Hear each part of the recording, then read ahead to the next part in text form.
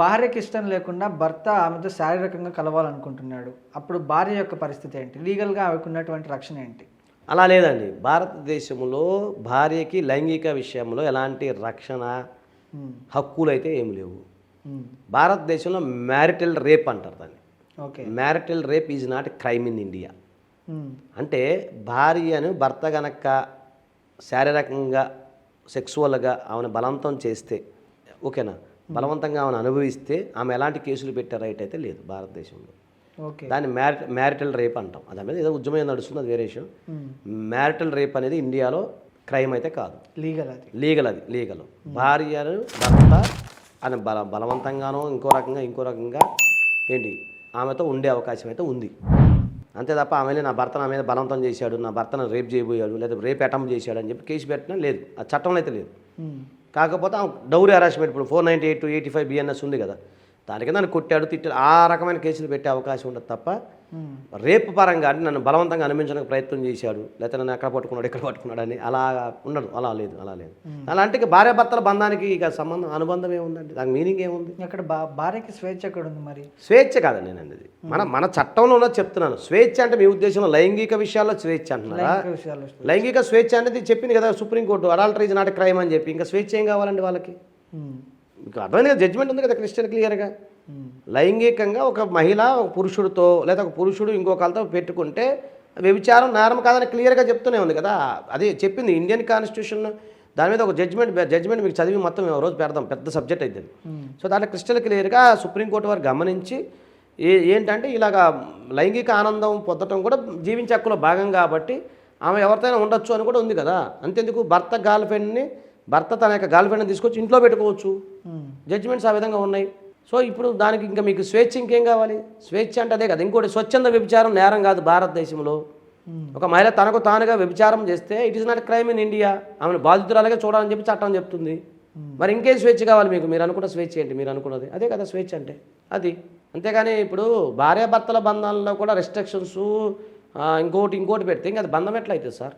భార్యాభర్తల బంధం ఎట్లా అవుతుంది? అవునా కదా. అది కాబట్టి ఏంటంటే ఇక్కడ నేను అదే చెప్తున్నాను సార్, వీటి మీద ఎక్కువ మనిషి తన యొక్క దృష్టిని పెట్టి కాన్సన్ట్రేషన్ చేసి ఈ టైం వేస్ట్ చేసే బదులు మీరు కుటుంబానికి ఏ విధంగా ఉపయోగపడతారు, భార్యాభర్తలు ఎట్లా కలిసి ఉండాలి, ఎట్లా కలిసిమెలిసి ఉండాలి, జీవితంలో ఎలా ముందుకెళ్ళాలి, ఆరోగ్యం ఎలా చేసుకోవాలి. ఇప్పుడు 25-26 పెళ్ళి అయితే 10 years కల్లా బీపీ షుగర్లు వస్తున్నాయి. అవి రాకుండా మీ ఆరోగ్యాన్ని కాపాడుకోవాలి. ఇప్పుడు ఎన్ని సమస్యలు, ఇదివరకు లాగా లేడండి మనిషి. ఇప్పుడు ఎన్ని సమస్యలతో పోరాడాలో తెలుసా మీకు? ఎన్ని సమస్యలతో పోరాడాలో తెలుసా?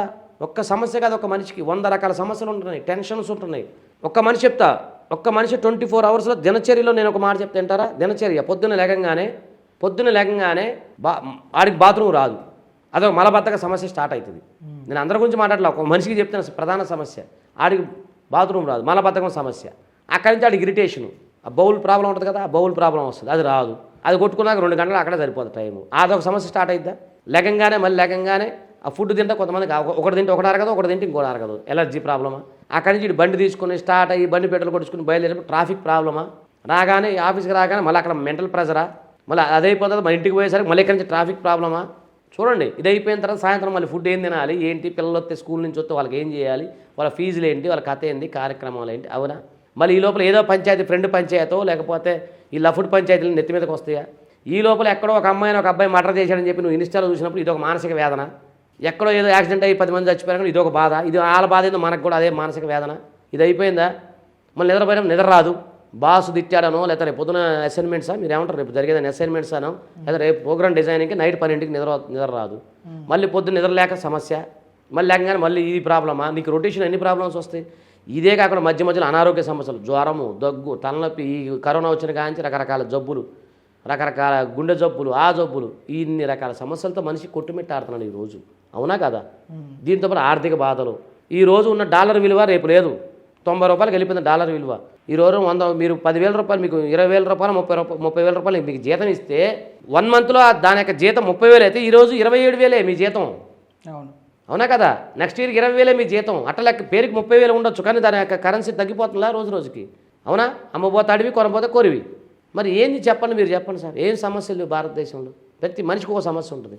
నేనేమంటున్నా అదే అంటున్నా, ఇది ఎలా అధిగమించాలి, భార్యాభర్తలు ఎలా కలిసి ఉండాలి, ఎక్కడ ఇన్వెస్ట్ చేయాలి, ఎక్కడ ప్లాన్ గీసుకోవాలి, రేపు భవిష్యత్తు గురించి ఏం ఆలోచించాలి, మా ముందు ఆరోగ్యం కావాలి.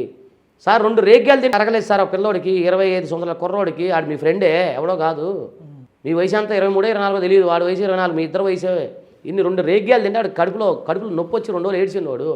సార్ పొద్దున్న 5 ఎల్లుల్లిపాయలు నేను తింటా, మీరు తింటారా? పొద్దున్న నల్లగొట్టుకుని నోట్లు వేసుకొని పరసపసం ఆయిల్ మంచిది తాగుతా. మీరు ఉండగలుగుతారా? 5 వెల్లుల్లిపాయలు రెబ్బలు తినగలుగుతారా? చెప్పండి సార్. పందెం కాసుకు ఇప్పుడే తెప్పిరా తమ్ముడు, తింటా. తిని ఉండగలుగుతారా మీరు అంటున్నా? ఎంటీ స్టమక్తో తిని ఉండగలుగుతారా కడుపు మంటకి? పచ్చిమిరకాయ బజ్జిగా ఉంటుంది కదా, పచ్చిమిర్చి పెరుగన్నంలో కలుపుకొని తినేస్తున్నారు, మీరు తినగలుగుతారా? వేరు గుడ్డు కారంలో నూనె వేసుకొని తినగలుగుతారా? నేను మిమ్మల్ని అనట్లేదు. అంటే మనిషి యొక్క ఆరోగ్య స్థితి గురించి మాట్లాడుతున్నా. గంట సేపు ఎండలో బట్టలు లేకుండా నించోగలుగుతారా? ఏం సార్, ఎందుకు తెలుసా? ప్రతి మనిషి సుఖానికి అలవాటు పడ్డాడు. బెడ్ లేకపోతే నిద్ర పట్టదు, ఏసీ లేకపోతే నిద్ర పట్టదు, కూల్ డ్రింక్లో నీళ్ళు లేకపోతే దప్పికారదు. ఏంటి సీజనల్ ఫుడ్స్ తినాలా, అవి తినరు. పిజ్జా తినాలా, బర్గరు, పాస్తా పేర్లే మనకు తెలుస్తావు. కోల్డ్ కాఫీలు, ఆ కాఫీలు, అవన్నీ వెస్ట్రన్ కల్చర్ అలవాటు అయిపోయి మన మైండ్ అంతా మారిపోయి మన బాడీలన్నీ డొక్కు బాడీలు అయిపోయినాయి కాదంటారా? మరి నేనేమంటున్నాను సార్, ఊళ్ళో కబడ్డీ వాళ్ళే పోరగాలు తగ్గిపోయారండి. కబడ్డీ ఆడేవాళ్ళు లేరండి ఊళ్ళో. కబడ్డీ ఆడేవాళ్ళు ఎవరున్నారు సార్? అంత జనాభా ఎక్కడ ఉన్నారు? అంత బలమైన వాళ్ళు ఇప్పుడు మా ఊళ్ళో పందెంగుండి ఎత్తేవాళ్ళు లేరండి. ఇప్పుడు 10 ఏళ్ళు అవుతుంది పందెంగుండి ఎత్తక. మా జనరేషన్లో మేము ఎత్తినాం. పందెంగుండి అంటే తెలుసా మీకు? చూసారు ఎప్పుడన్నా? ఊళ్ళలో పందెంగుండు ఉండే. మా ఊళ్ళో పందెంగుండి 70 కేజీలు నేను ఎత్తి పడేసిన. అంత మా ఊళ్ళో చాలామంది ఎత్తేవాళ్ళు, పోటీలు పడి ఎత్తుకునేవాళ్ళు. ఇప్పుడు దానికి అట్లా కదిలిచ్చేవాడే లేడండి ఈ రోజుల్లో. అట్లా కదిలిచ్చేవాడే లేడు. ఏం చెప్తారు సార్? నేను ఏమంటున్నానంటే ఇక్కడ ప్రాబ్లం ఎవ్వరిది కాదు సార్, మనదే. నాదే, మీదే. మనకు ఏంటి, మనకి ఉన్న ప్రాబ్లమ్స్ ఏమున్నాయి, మన బాడీలో ఏముంది, ఏమి తినాలి, ఏమి తినకూడదు, ఇవన్నీ అయితేనే వివాహ వ్యవస్థ కరెక్ట్గా ఉంటుంది. వివాహ వ్యవస్థ ఎంత కరెక్ట్గా ఉండాలి అంటే, ఒకడు అంటాడు, నేను డ్రోన్ కెమెరా పెట్టి పెళ్లి చేసుకున్నా. అది కాదురా నాయన పెళ్లి చేసుకోవాల్సింది. నువ్వు చేయాల్సింది ఏంటి? నీ కుటుంబంలో నీ భార్యని సాటిస్ఫాక్షన్ చేసావా? అంటే సెక్సువల్గా కాదు, అన్ని రకాలుగా. తద్వారా మంచి పిల్లలకు జన్మనిచ్చావా? వాళ్ళ పిల్లల్ని మంచిగా పెంచావా? దేశానికి ఏమి ఇచ్చావు, సమాజానికి ఏమి ఇచ్చావు? కథం అయిపోయింది. అంతేగా నేను బెంజ్ కార్లో పెళ్లి చేసుకున్నా, ఏ కార్లో పెళ్లి చేసుకున్నా, డ్రోన్లో వచ్చినా, హెలికాప్టర్లో వచ్చినా అంటే అది కాదు కదా సార్. నా అడ్వైజ్ నేనేమనంటే, మీరు ఫ్యామిలీలో ఉండాలి అంటే మీరు బలంగా ఉండాలి, స్థిరంగా ఉండాలి, కరెక్ట్గా ఉండాలి. అప్పుడు ఆటోమేటిక్గా మీకు ఈ డైవర్సులు తగ్గుతాయి. కొంతమంది భార్యలు ఈ ఊరు వదిలిపెట్టి వేరే ఊర్లో కాపురం పెడితేనే నేను మీతో కాపురం చేస్తా అంటూ ఉంటారు. దీన్ని బేస్ చేసుకుని విడాకులు తీసుకోవచ్చా భర్త?